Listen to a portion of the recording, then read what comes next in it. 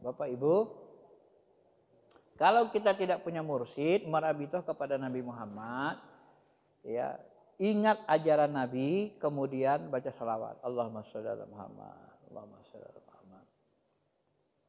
Ya, niatkan saja Nabi Muhammad itu berada di depan kita, tapi rohaninya, secara rohani. Niatkan. Ya. Di dalam ilmu spiritual sebenarnya kalau kita niatkan gitu, kalau dikabulkan Allah dia hadir, tapi nggak bisa lihat kita, karena mata hati kita nggak buka. Kecuali para mursyid, kalau dia kasyaf, kelihatan tuh rohani Nabi hadir. Ya, tapi itu ilmunya tinggi. Kalau diajarkan keluar, kadang-kadang ya itu tadi orang nggak sanggup cernanya, ketinggian. Maka yang mudah itu, yang remeh-remeh bisa diterima orang, merabitoh ke Nabi itu baca salawat. Allahumma sholli ala sayyidina Muhammad. Begitu kita baca salawat, itu langsung sampai ke Nabi. Ya, ingat kita. Rabitoh itu kan teringat, dia kan terhubung. Teringat, terhubung. Sebenarnya itu dia nyambung. Maka disebut wasilah, wasolah. Wasolah itu nyambung. Kan wasolah nyambung, wasilah. Nyambung, terhubung. Nah, itu sebenarnya. Tapi makanya saya sebut tadi, terhubung itu, hubungan itu bukan untuk disembah, dituhankan. Lagi-lagi ke sana. Nah, tapi dia yang menemani kita menghadap Allah. Jemaah berjemaah gitu kan. Atau yang yang merekomendasikan. Kalau di dunia ada namanya rekomendasi. Kita direkomendasikan untuk bertemu. Kan gitu kan. Tapi nanti kalau disebut begini ada juga yang nolak. Ke Tuhan mana ada begitu, pakai rekomendasi. Itu di dunianya tuh ya. Udah nggak usah. Kalau nggak percaya, nggak mau begitu, usah. Langsung aja silakan, nggak ada masalah. Yang penting yang harus diingat, wasilah itu bukan untuk disembah. Nah, jangan sampai kita menyembah wasilah seperti kafir Quraisy. Jangan sampai menyembah wasilah seperti orang Nasrani mentuhankan Isa. Tidak boleh, Tuhan anak Tuhan, nggak boleh. Maka disebut yang paling cocok itu alat. Sejadah ini sejadah. Kita sujudkan di atas sejadah kan? Pertanyaan saya, apakah kita nyembah sejadah? Hah? Wasjud waqtarib. Sujudlah dan mendekatlah. Begitu kita sujud, tempat yang paling, waktu yang paling dekat kepada Allah adalah waktu sujud, kata Nabi kan? Berarti kita sujud, Allah semakin dekat. Gimana maksudnya? Apakah Allah di bawah sejadah itu dia? Mungkin dekat? Kan enggak. Bukan gitu maksudnya. Atau apakah sejadah ini kita sembah karena kita sujud di atas sejadah? Ya enggak. Sejadah ini cuma alat, fasilitas untuk tempat sujud. Nah, jadi mursyid itu pun sama. Tetapi sejadah ini tempat sujud, alat di alam jasmani namanya kan.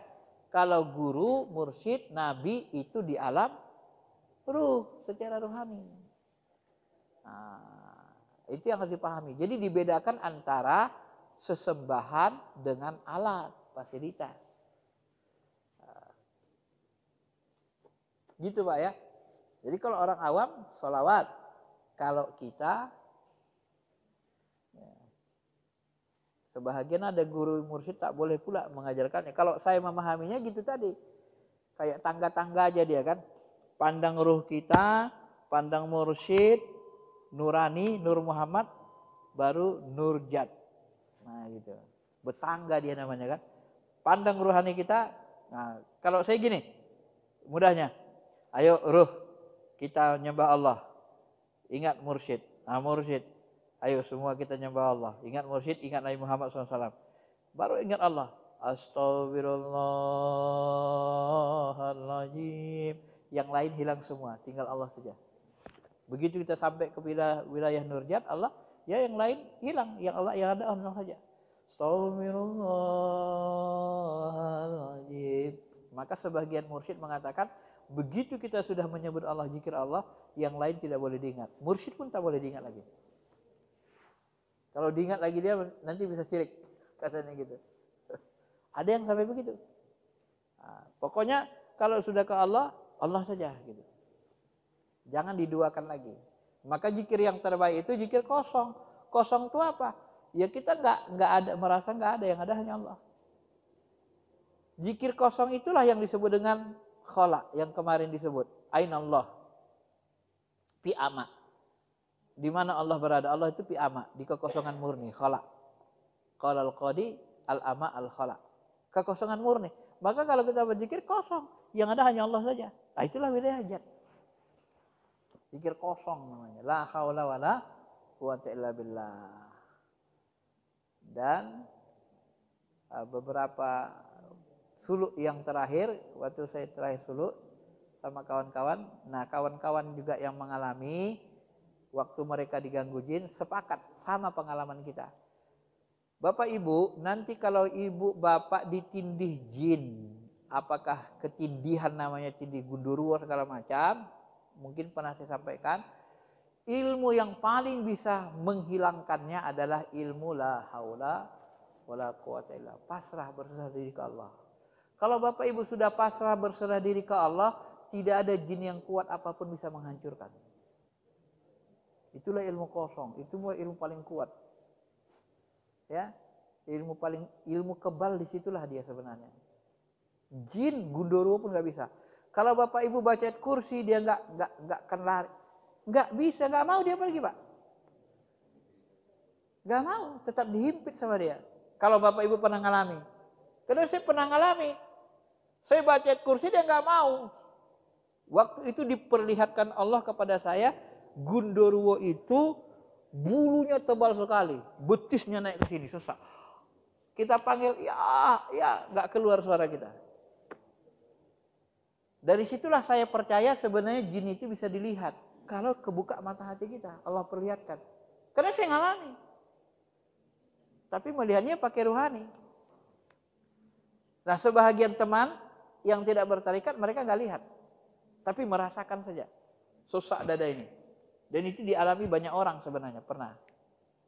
Nah, yang bisa menghilangkannya ilmu la haula wala quwata. Serah diri ke Allah, pasrah, baru dia lepas. Dan itu jugalah yang diamalkan guru mursyid saya ketika diserang dengan jin sekelas ifrit atau iblis, anak iblis. Itulah ilmunya, itulah ilmu yang dia baru terpental lari. Selain itu nggak bisa. Untuk menghadapi jin paling kuat itu ilmunya. Nah, itu rahasianya. Ya, mana tahu nanti Bapak Ibu mengalami gitu, ingat ini, terserah diri. Termasuk kalau Bapak Ibu bau operasi, takut.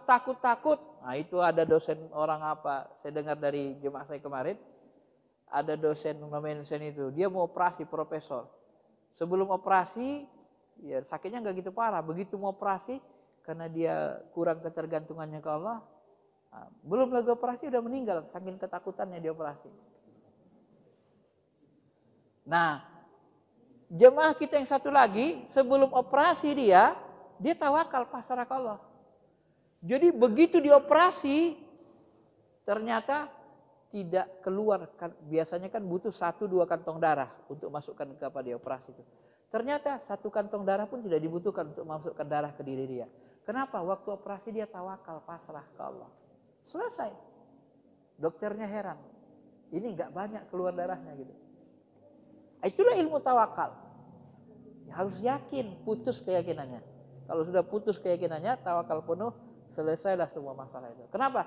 Kita mewakilkan, menyerahkan diri kita sama Allah. Kalau kita serahkan diri kita kepada Allah, Allah jamin nggak?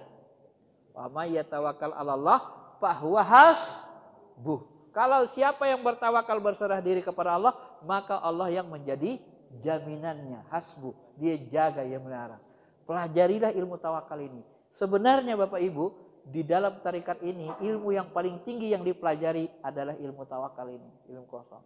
Inilah ilmu tarikat. Inilah ilmu jalan rohani yang benar, ilmu tawakal itu. Kalau tarikatnya tidak pakai tawakal, masih ego. Ada saya lihat orang belajar spiritual, tapi di alam hakikat ego. Kita jadi baik, jadi buruk, semua kita nentukan. Allah nggak ada. Ini sesat, ini qadariyah, jangan diikut. Ini qadariyah tauhidnya, jangan diikut. Ini sesat. Ini nanti makrifatnya larinya hakikat iblisiyah dia. Iblis itu begitu. Egonya kan, akunya tinggi. Kalau yang benar itu, akunya hilang, yang ada Allah. Itu baru benar ajarannya. Kalau tidak begitu, itu menyimpang. Ya. Itu nanti kita bisa membedakan secara halus, ini tarikat Iblisiyah, ini yang benar, tarikat Muhammadi bahasanya ya. Baik, saya kira itu saja, mudah-mudahan bisa dipahami. Walaupun kadang-kadang sebenarnya yang saya sampaikan ini kadang ketinggian juga rasa saya pun merasa juga. Tapi kadang disampaikan begini terpaksa rasanya, terpaksanya begini. Daripada Bapak Ibu nanti salah paham juga, cuman lagi kan? Hah?